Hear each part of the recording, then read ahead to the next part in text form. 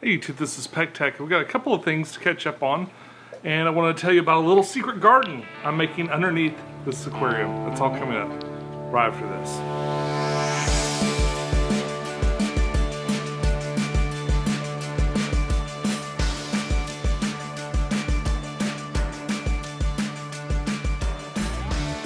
Hey YouTube, this is Pecktec. I hope you're having a great week. It's been a very trying week for me. I've had my main computer die. Well, it was actually my backup computer. Early on, my laptop died, kind of half died. It got to where it was really hard to use.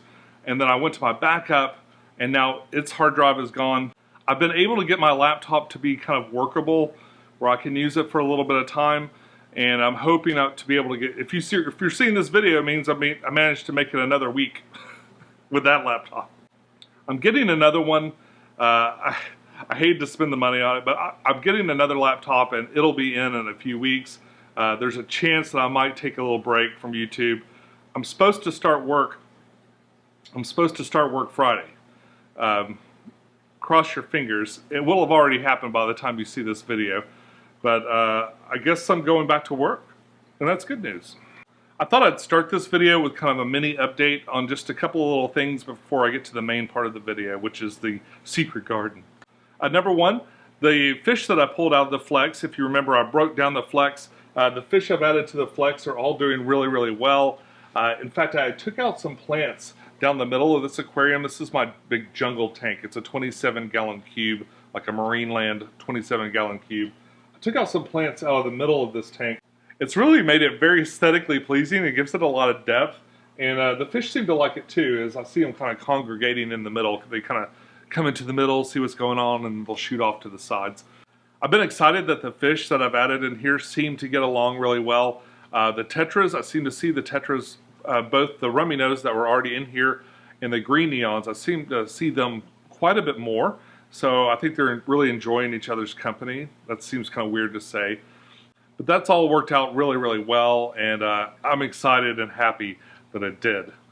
The other fish that are in here now are some endlers, live bears. Now, if we go to kind of the Wayback Machine, you'll remember I bought this really pretty yellow endler, and it stayed in my work aquarium. There were no females when I went to purchase this. This is the first endler I purchased in years.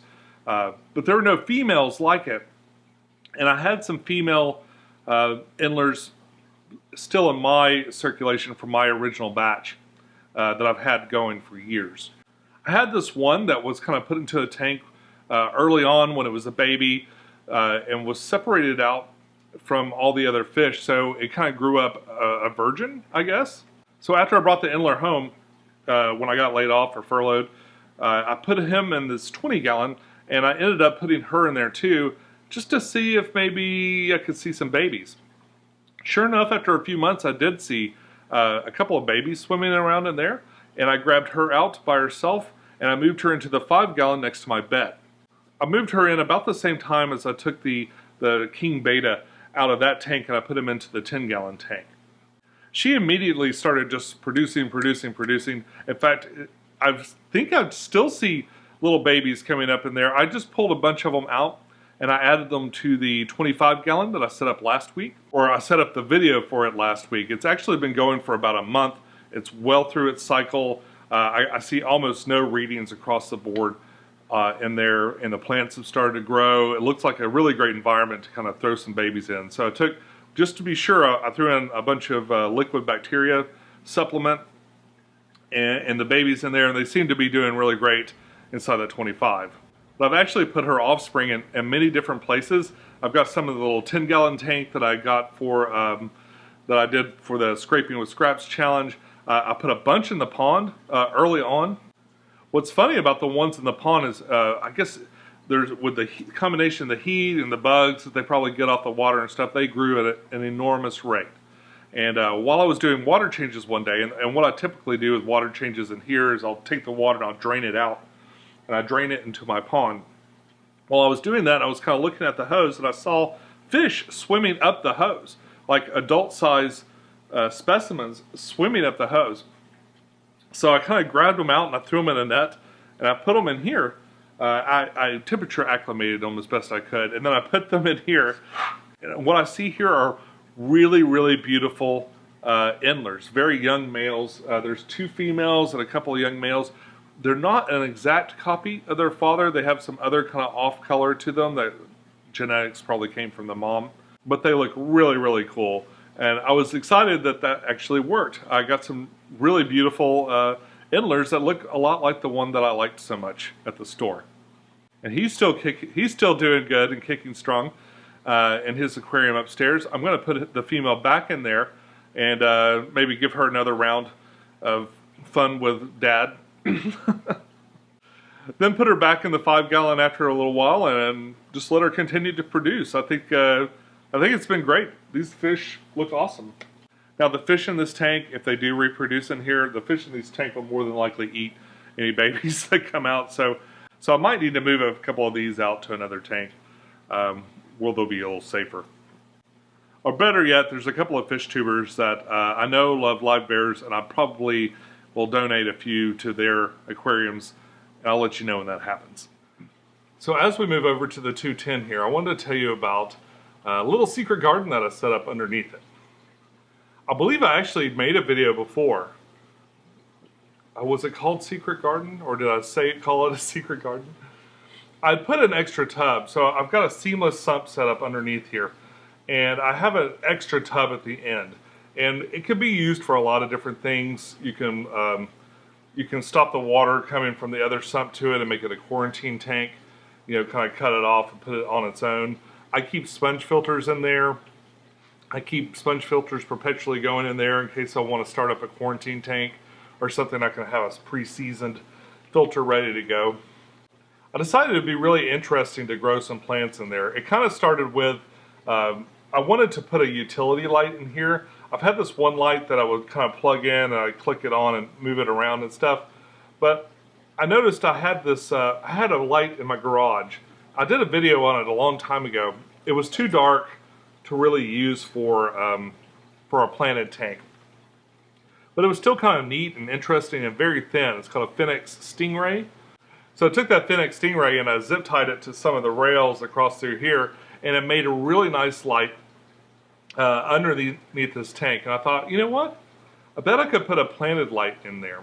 And I remembered that a while back when I broke down the 55 upstairs, I had all those floodlights, or those kind of, yeah, I guess they're called floodlights. I actually did a video where I compared the Kessel light to the floodlight. Made Kessel really mad. But I had a few of those kind of sitting around, and I decided to grab one of those. And I grabbed a little arm that I got off like a little Zoom Ed kit. It's one of those things that's kind of got a flat bottom and a rail that goes up and a little hook arm that comes out that you can hook a light up above a terrarium or something like that. I actually have about 3 of those. I took one upstairs to use on the top of my terrariums, and I put the other one in here and I hooked the spotlight up on it.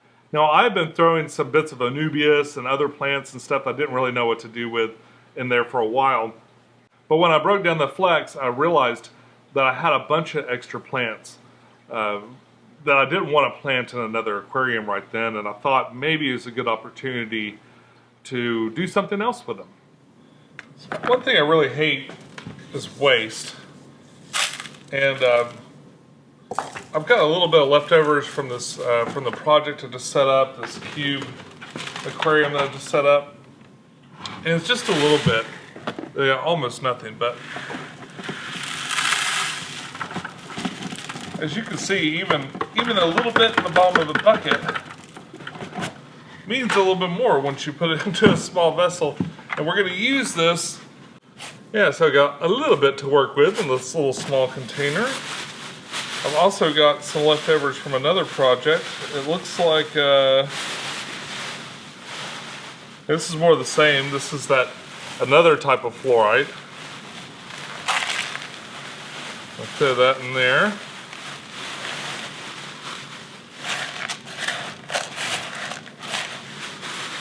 Now for this project, I don't really want to waste a lot of really expensive substrate, some more expensive substrate, so I'm probably just going to use some pull filter stand. So I've got one of these Flourish root tabs. I'm just going to throw this like right in the middle down here, kind of help things out. I've got some leftover sand here from a project earlier. I've dumped that in there. Probably could use a little bit more sand, so I'm going to get some more. So I got my little vessel here with some pool filter sand on top. I got some fluorite on the bottom and a root tab right there in the middle that should cover this entire thing. And I'm going to go ahead and take a bunch of these crypts that were in the flex and go ahead and just insert them in here and get them planted. These have been in the bucket for a few days. I'm actually going to take the smaller ones, I think. Go ahead and remove any obviously melted leaves. These things do not like changing their environments a whole lot, so it's really easy for these things to melt. And I'm just going to kind of like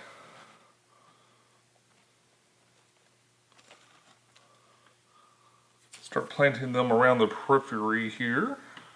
These plants haven't really endured themselves to me. They're not my favorite plants, mostly because they kind of grow out of control. They definitely grow really, really easily. I'm not ever really short of any of these plants, but they are kind of handy. In some cases they do look pretty good in an aquascape too. So I'm just going to keep adding them in here. This would probably be a little easier if this was wet, if the substrate was wet. These have been in this bucket for a couple of days and they're already starting to show some signs of stress, starting to melt a little bit. But hopefully they'll snap back in my little secret garden, provide some good absorption of nitrates, give shrimp and fish something to eat as microfauna build up on them. I really love the idea of using every bit of my aquarium for this sort of thing. I definitely have a lot of these plants. Flex was absolutely full of these. It had almost as much of this as it had Anubias. And you've seen already how much Anubias was in there. Just kind of looking for some open spots in here to kind of finish this up. Okay. Alright, so I've got a whole bunch of plants in here. And to kind of help hold it down, I'm going to add some of these river pebbles. These are the super cheap kind that you get at like a hardware store, garden store like Lowe's or something like, or Home Depot, something like that. And I'm doing this so sand, as you can see, these come right out. And sand's really bad for just letting stuff just float right out. And what I don't want to do is try to hunt these down after I put it in the water. So I'm going to put some of these pebbles down that'll hopefully kind of hold these things in place in here. I'm trying to get it in between the leaves and stuff so I'm not like burying too many leaves in here. If I get a couple, that's okay.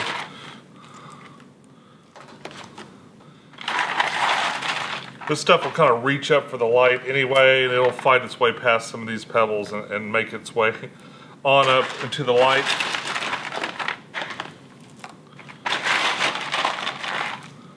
But this should give it a nice anchor. And as I said, this stuff's really cheap. I bought a huge bag of it, and I'm just pulling it out of there.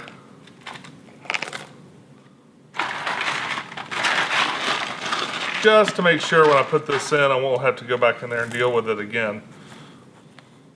Now that I've put this in there, I'm just going to go through, pull as many of these leaves out as I can and make sure everything's coming up.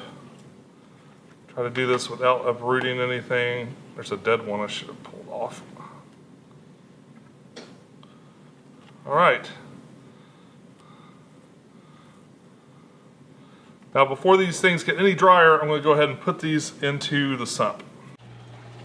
Okay.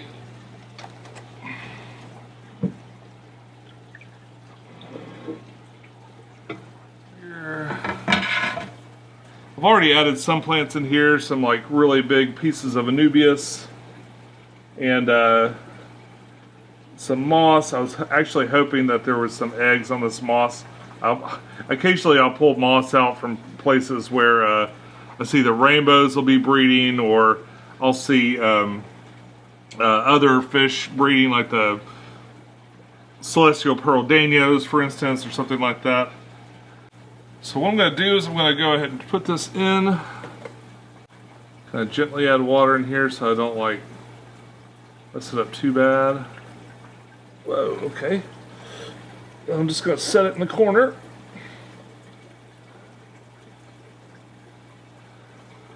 Somewhere in here.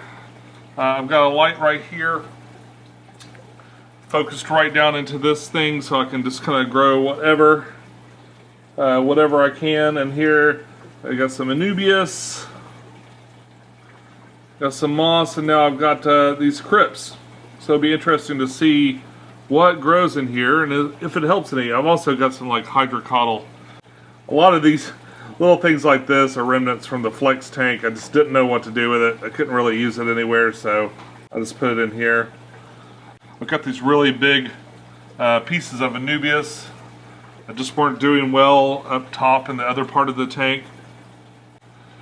So we'll see. This could become a huge mess, or it'll be really neat. I'm not sure which. Your guess is as good as mine. And I'll probably just keep adding to this as I go along, but for now, I got my little secret garden. So that's been a while, and now the inside of the container is getting quite green. I'm starting to see a lot of diatoms and algae building up along the walls and stuff. So just for fun, I decided to add a baby bristlenose pleco. I got one of the least expensive ones you could find at the store. I think the really basic regular bristlenose plecos, I guess they're pretty easy to breed, so because you can get them for like about $4, $4 or $5 or so. And I just put a little baby one inside of there to kind of nibble on the algae on the side of the walls and off the plants and stuff like that. So I think that'll be neat. The other thing that I've added to my little garden in there are shrimp. And I have all these orange shrimp that I've been breeding in my fluviflora. I actually want to do an update on that really soon. I'm going to be installing that same canister filter in another tank. And I wanted to kind of give you like a 6-month update on that canister filter while I'm installing it on another tank. That'll happen really soon. But anyway, I'm starting to get kind of like a population overload in there. Like it's gone from very successful to like, oh my gosh, there's so many shrimp in there. Shrimp kind of control their own population, and so if you want even more and more shrimp, you need to remove them, put those ones that you removed into another safe place, and just kind of give the ones that are in there more room to make more. And so that's what I've been doing. I took some and I added probably 10 or 15 to the new tank upstairs, to the 25-gallon tank upstairs. I took another 8 or 9 out and I added them to the sump. What's funny is inside of the sump, which is like a big white container that illuminated, making everything even brighter inside, they seem to turn transparent. Like after a few days I went back and kind of looked in there, and some of them have turned almost transparent.